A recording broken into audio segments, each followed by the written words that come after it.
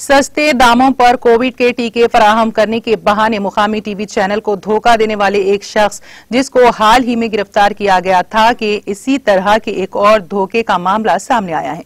Suresh production Tollywood का सरकर्दा production house है जिसके मालिक सुरेश बाबू हैं। इस मामले के मुलजिम नागार्जुना रेड्डी ने गुज़िश्ता माह के आखिरी हफ्ते में प्रोडक्शन हाउस को फोन करते हुए दावा किया था कि इसका ताल्लुक वजीर के दफ्तर से है और वो फी डोज 100 रुपए में कोविड का टीका फराहम कर सकता है। इसके इस दावे पर इंतजामिया ने यकीन कर लिया और इसको 1 लाख रुपए तकरीबन 1000 मुलाजिमिन को टीके फराहम करने के लिए दिए। ताहम रकम मिलने के बाद रेड्डी ने फोन पर रद्द अमल जाहिर करना छोड़ दिया। सुरेश बाबू के मैनेजर के जुबली हिल्स पुलिस से रुजू होकर इस खुसूस में शिकायत के बाद ही ये मामला मंजर-ए-आम पर आया।